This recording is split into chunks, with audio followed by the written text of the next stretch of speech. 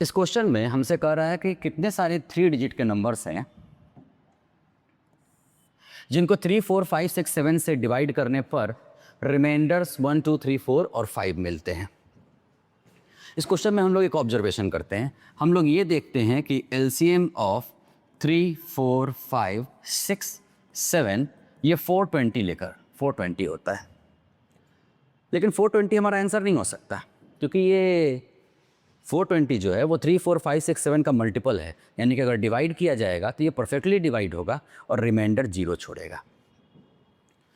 तो हम लोगों को एक ऐसा नंबर सोचना है जिसको कि 3, 4, 5, 6, 7 से डिवाइड करने पर रिमाइंडर 1, 2, 3, 4 एंड 5 रेस्पेक्टिवली मिले। तो हम ज़्यादा नहीं सोचते, हम सोचते हैं ठीक है 420 के आसपास कोई ऐसा नंबर है क्या जिसको कि 3 से डिवाइड करने पर रिमाइंडर 1 आए, और वो आंसर निकल कर आता है 480। क्यों? जब आप चेक करके देखेंगे तो 417 जो होता है वो 3 से डिविजिबल होता है, तो यानी कि 3 से डिवाइड करने पे 418 1 रिमाइंडर छोड़ेगा। और फिर 4 से डिवाइड करने पर हम लोग देखते हैं कि 416 जो है वो 4 से डिविजिबल होगा, यानी कि 418 को अगर हम लोगों ने 4 से डिवाइड किया तो रिमाइंडर 2 आएगा। उसी तरीके से 5 से डिवाइड करने पर 415 मिलता हम लोगों को, और अगर हम लोग 5 से 418 को डिवाइड करें तो हम लोग 415 तक ही जा पाएंगे, यानी कि रिमाइंडर 3 बचेगा। यानी कि एलसीएम से 2 कम 418 is one of the answers. अब क्या कोई और आंसर भी हो सकता है? बिल्कुल हो सकता है। अगर एलसीएम 420 है तो एलसीएम इंटू 2 करें तो हमको मिलने वाला है 840, और ये नंबर भी 3, 4, 5, 6, 7 से पूरा डिविजिबल होने वाला है। तो अगर हमको ये रिमाइंडर्स चाहिए तो इसको पिछली बार की तरह इस बार भी हम लोगों को 2 स्टेप पीछे आना पड़ेगा, यानी कि दूसरा नंबर होने वाला है 838। तो कितने सारे 3 डिजिट के नंबर्स हम लोग पा सकते हैं? 418 है और 838 है, यानी कि इस क्वेश्चन का आंसर निकल कर आने वाला है 2। इस क्वेश्चन में एक ट्रेन के बारे में बात कही जा रही है, जो कि मानकर चलते हैं कि टाउन्स ए और बी के बीच में चल रही है, और ए और बी के बीच का डिस्टेंस हमको नहीं पता, उस डिस्टेंस को हम लोग डी मान लेते हैं और ट्रेन की स्पीड को हम लोग वी मान लेते हैं। यानी कि अगर सब कुछ सही रहता तो ट्रेन को ये डिस्टेंस ट्रैवल करने में distance by speed d by v वक्त लगना चाहिए था, लेकिन जैसा कि इस क्वेश्चन में बताया गया है सब कुछ सही नहीं रहा है। 30 किलोमीटर जाने के बाद उस ट्रेन के इंजन में खराबी आ जाती है और उसकी वजह से उसकी स्पीड ओरिजिनल स्पीड की 4/5 हो जाती है। इस बात को हम लोग एक इक्वेशन के माध्यम से लिखने की कोशिश करते हैं। 30 किलोमीटर तक वो ट्रेन सही स्पीड से गई है, यानी कि उसको टाइम लगने वाला है 30/v। अब डिस्टेंस कितना बचा? d-30, और स्पीड ट्रेन की हो गई है 4/5v, और टोटल टाइम से हमको 45 मिनट ज़्यादा लग गया है। टोटल टाइम नॉर्मल टाइम उस ट्रेन का होना चाहिए था d/v, लेकिन हमको 45 मिनट ज़्यादा लग गया है। आवर्स में कन्वर्ट करने के लिए हम 60 से डिवाइड कर लेते हैं, और 60 से डिवाइड करने पर हम लोग पाते हैं कि ये निकल कर आता है 3/4, 15 से कट कर दिया। अब इस इक्वेशन को थोड़ा सुलझाते हैं। इस इक्वेशन को थोड़ा सुलझाने के लिए हम लोग फर्स्ट टर्म को ऊपर नीचे 4 से मल्टीप्लाई कर लेते हैं, और ये हो जाता है 120/4v, प्लस ये जो नीचे वाला 5 है ना उसको ऊपर लेकर चले जाते हैं, तो ये होगा 5d - 150/4v is equal to 4d + 3v/4v। और हम लोग पाते हैं कि 4v डिनोमिनेटर में कॉमन है, उसको हम लोग कट कर सकते हैं। इसके अलावा हम लोग इस इक्वेशन को और सुलझाएं तो यहाँ पे 5d लिखा हुआ है, यहाँ पे 4d लिखा हुआ है। अगर हम लोगों ने इसको इधर खींचा तो हमारे पास d बचने वाला है। यहाँ पे 3v है, अगर हम लोग उसको लेफ्ट हैंड साइड में लेकर आएँ तो होगा -3v। और इसके अलावा 120 - 150 होता है -30 के बराबर, जिसको अगर हम लोग राइट हैंड साइड में लेकर जाएं तो ये 30 के बराबर हो जाना चाहिए। And let's call this our equation number 1। ये हमारा पहला इक्वेशन मिल गया। ठीक उसी तरीके से इस क्वेश्चन में इंफॉर्मेशन दी गई है जिससे कि हम लोग दूसरा इक्वेशन भी निकाल सकते हैं।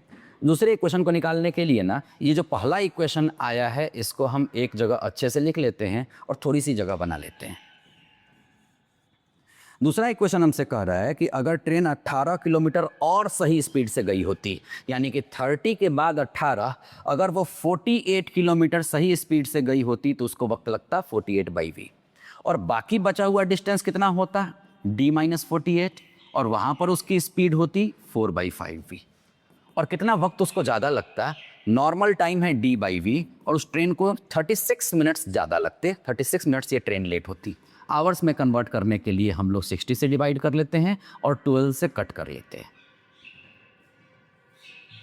अब इस इक्वेशन को हम लोग सुलझाने की कोशिश करते हैं तो हम लोग ये पाते हैं कि 48 बाई वी प्लस ये नीचे वाला 5 ऊपर लेके जाते हैं तो ये होगा 5d माइनस 5 इंटू 48 होने वाला है 240 by 4v is equal to 5d plus 3v by 5v।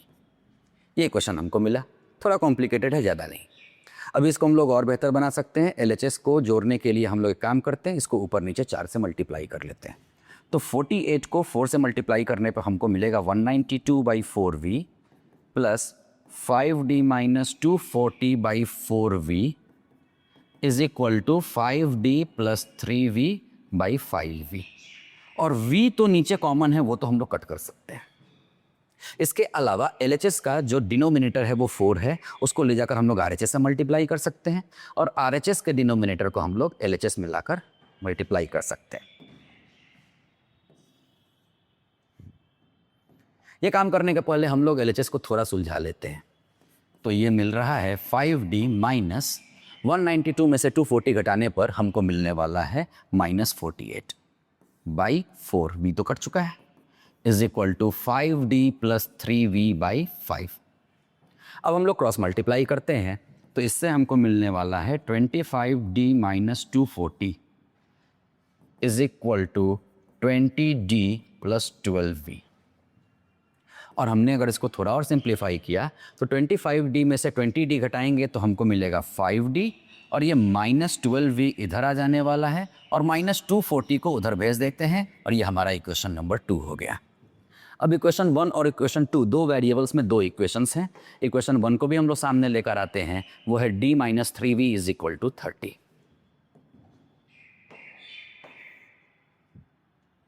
पहला इक्वेशन जो हमने निकाला था वो था d minus 3v is equal to 30। अब इन इक्वेशन से हमको d और v की वैल्यू निकालनी है। पहले हम लोग v को एलिमिनेट करते हैं, यानी कि इस इक्वेशन को 4 से मल्टीप्लाई करते हैं तो ये मिलेगा हमको 4d minus 12v is equal to 120 और ये हमारा इक्वेशन नंबर 3 हो जाता है। हम लोग इक्वेशन 2 से इक्वेशन 3 को घटा लेते हैं। 5d में से 4d घटाने पे हमको मिलता है d, माइनस 12v से माइनस 12v घटाएंगे तो खत्म हो जाएगा और 240 में से 120 घटाएंगे तो हमको मिलने वाला है 120, यानी कि जो डिस्टेंस दोनों टाउन्स के बीच का है वो 120 किलोमीटर है। ये हमारा first part of the problem हो गया। अभी d की वैल्यू उठाकर अगर हम लोग इस इक्वेशन के अंदर रख दें तो हमको v की भी वैल्यू मिल जाएगी। d की वैल्यू उठाकर हम लोग इस इक्वेशन के अंदर रखते हैं तो हमको मिलता है 120 minus 3v is equal to 30, यानी कि 3v इज इक्वल टू 90 और इससे v is equal to 30 kilometres per hour, जो कि इस क्वेश्चन का सेकेंड पार्ट का सॉल्यूशन है। चलिए अब हम लोग इस क्वेश्चन के सॉल्यूशन को देखते हैं। इस क्वेश्चन में स्क्वायर ABCD का एरिया दिया गया है और हम लोगों से x का वैल्यू पूछा गया है। ठीक है, तो स्क्वायर का एरिया अगर हम लोगों को पता है तो हम लोग स्क्वायर का साइड निकाल सकते हैं। हम लोगों को पता है कि स्क्वायर का एरिया साइड का स्क्वायर होता है।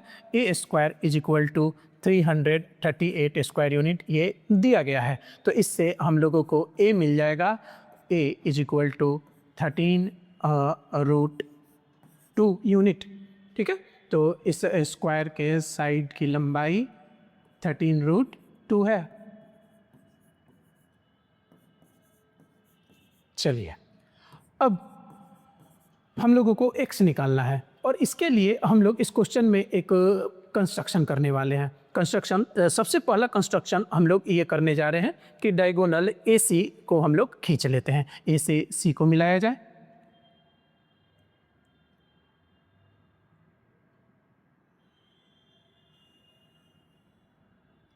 अब इस डायगोनल AC की लंबाई हम लोग पाइथागोरस थ्योरम की मदद से निकाल सकते हैं।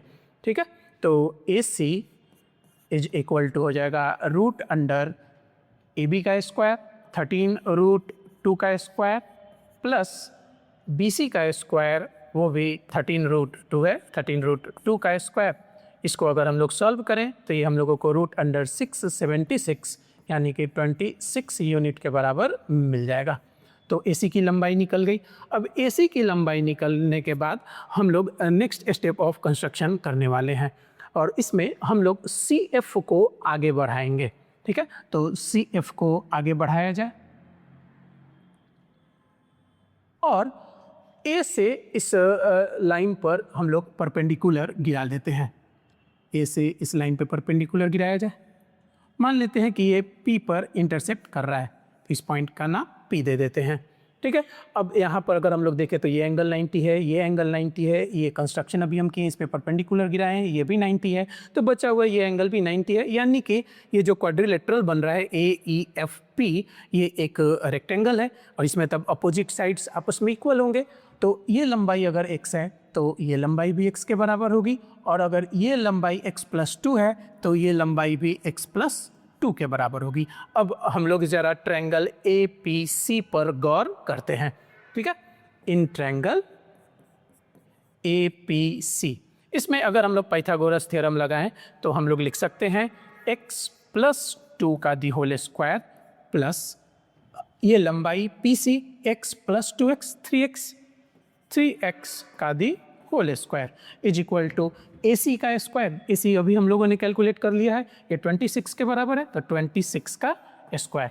इसको सॉल्व किया जाए तो A+B का the whole square, A square plus 2AB 4x plus B square 4 plus 9x square is equal to 676। This implies that इसको सॉल्व करेंगे हम लोग तो 10x square plus 4x plus 4 is equal to 676। हर टर्म 2 से cut रहा है तो इसको थोड़ा सा और सिंप्लीफाई करके हम लोग लिख लेते हैं 5x square plus 2x plus 2 is equal to 338। अब इसको 338 को LHS में लाया जाए तो हम लोग इसको लिख सकते हैं 5x स्क्वायर प्लस 2x और प्लस 2 माइनस 338 यानी कि माइनस 336 इज इक्वल टू 0। अब इस इक्वेशन को हम लोग सॉल्व करते हैं।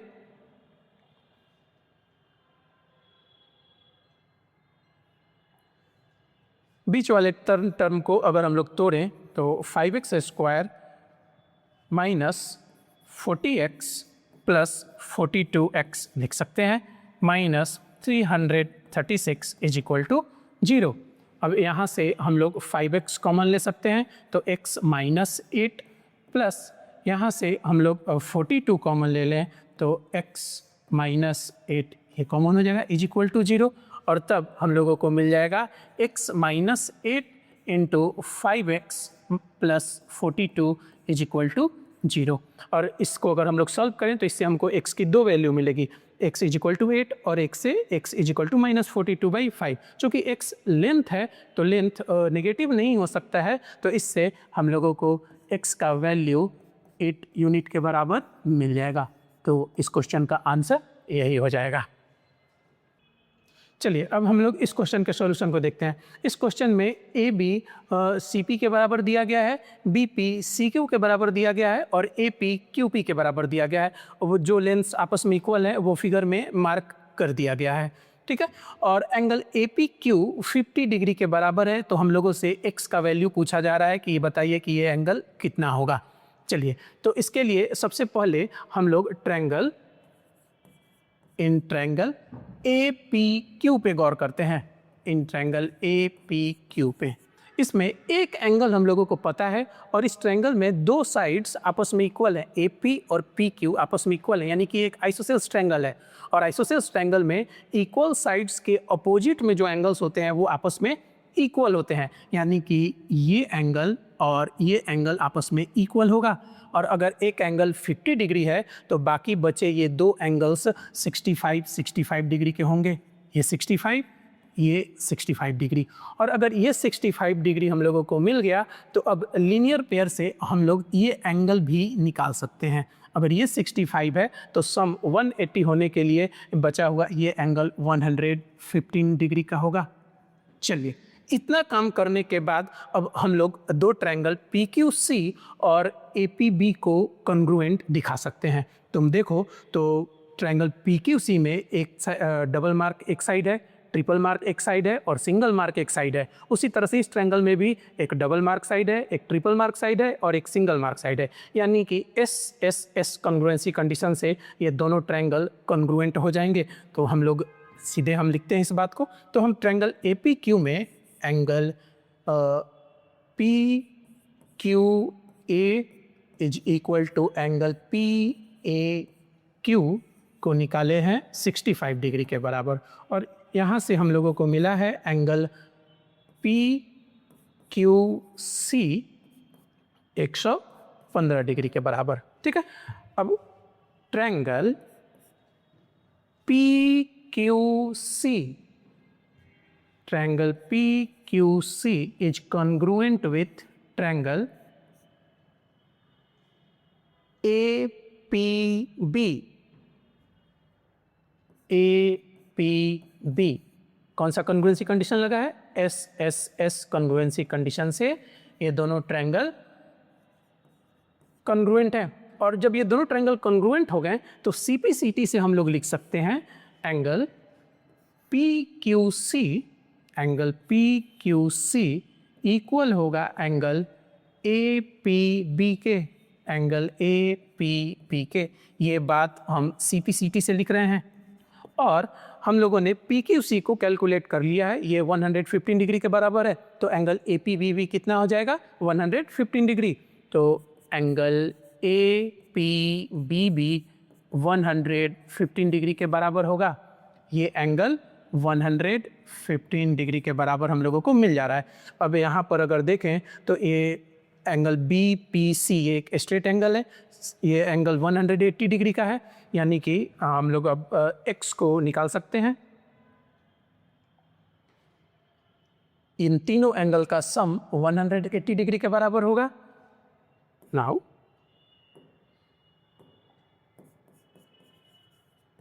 (115 degree plus 50 degree plus x, ये 180 डिग्री के बराबर होगा। स्ट्रेट एंगल बन रहा है। दिस इम्प्लाइज दैट यहाँ से हम लोग x निकाल सकते हैं, x 180 डिग्री माइनस ये 165 डिग्री, यानी कि इससे हम लोगों को मिल जाएगा 15 डिग्री। तो x का वैल्यू 15 डिग्री हो जाएगा। इस क्वेश्चन का आंसर यही है।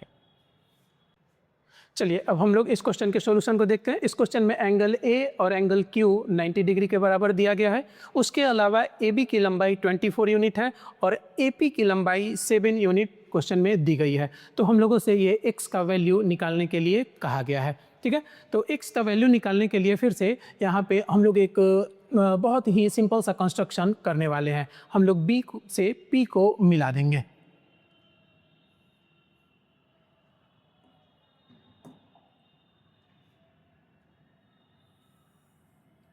B से P को मिला दिया जाए अगर, तो ABP इस ट्रायंगल में अगर हम लोग देखें तो ये एंगल 90 डिग्री है, उसके अपोजिट वाला ये साइड BP हाइपोटेनस है। तो पाइथागोरस थ्योरम की मदद से हम लोग BP की लंबाई निकाल सकते हैं। तो हम लोग BP निकाल लेते हैं। BP की लंबाई हो जाएगी BP is equal to root under 24 का स्क्वायर प्लस 7 का स्क्वायर, ये रूट अंडर 576 प्लस 49, यानी कि ये मिल जाएगा हम लोगों को रूट अंडर 625 यूनिट के बराबर मिल जाएगी। तो ये BP की लंबाई मिल गई हम लोगों को 25 यूनिट। ठीक है, अब ट्रायंगल BQP और CQP पे अगर हम लोग गौर करें तो ये दोनों ट्रायंगल आपस में कॉन्ग्रुएंट हैं। कैसे कॉन्ग्रुएंट है भाई? तो BQ इक्वल है CQ के, उसके अलावा ये एंगल 90 डिग्री है BQP और CQP ये 90 डिग्री है, और QP कॉमन है, दोनों ट्रायंगल में है ये साइड, यानी कि दो साइड और उनके बीच का एंगल इन दो ट्रायंगल में आपस में इक्वल है। तो हम लोग side angle side congruency condition के बेसिस पे ये कह सकते हैं कि ये दोनों ट्रायंगल आपस में कॉन्ग्रुएंट हैं। तो हम सीधे इस बात को लिख रहे हैं कि triangle BQP is congruent with triangle CQP। कौन सा कॉन्ग्रुएंसी कंडीशन लगा है? Side angle side. और तब CPCT से हम लोग लिख सकते हैं BP is equal to CP और BP की लंबाई हम लोगों ने कैलकुलेट की है 25 यूनिट, तो CP भी कितना हो जाएगा 25 यूनिट ही। तो CP की लंबाई हम लोगों को 25 यूनिट मिल जा रही है।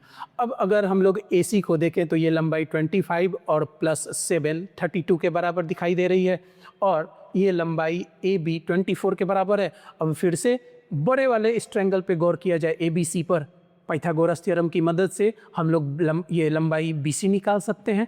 तो एक बार फिर से पाइथागोरस थ्योरम हम लोग लगाने जा रहे हैं, लेकिन इस बार ट्रायंगल कौन सा होने वाला है, ABC।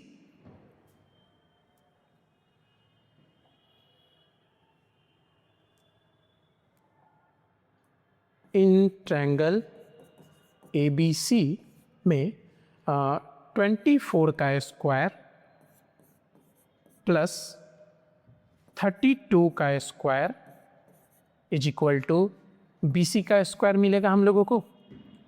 24 का स्क्वायर अगर हम लोग करें तो ये 576, और 32 का स्क्वायर किया जाए तो ये 1024 इज इक्वल टू BC का स्क्वायर। यानी कि इसको अगर हम लोग जोड़ें तो ये 1600 is equal to BC square, और यहाँ से तब BC हम लोगों को मिल जाएगा 40 यूनिट के बराबर। BC is equal to 40 unit, और BC अगर 40 यूनिट मिल जा रही है तो BQ और CQ आपस में इक्वल लंबाई के हैं, तो BQ को हम लोग लिख सकते हैं। दिस इम्प्लाइज दैट BQ की लंबाई हो जाएगी 40 यूनिट की हाफ, यानी कि 20 यूनिट। और जब BQ की लंबाई एक बार हमको पता चल गई तो अब हम लोग इस ट्रायंगल में आ जाएंगे। फिर से BPQ में पाइथागोरस थ्योरम लगा करके हम लोग x निकाल सकते हैं। तो इन ट्रायंगल BPQ में ये हाइपोटेनस है 25 का square is equal to BQ हम लोगों ने कैलकुलेट कर लिया है 20 का स्क्वायर प्लस x का स्क्वायर।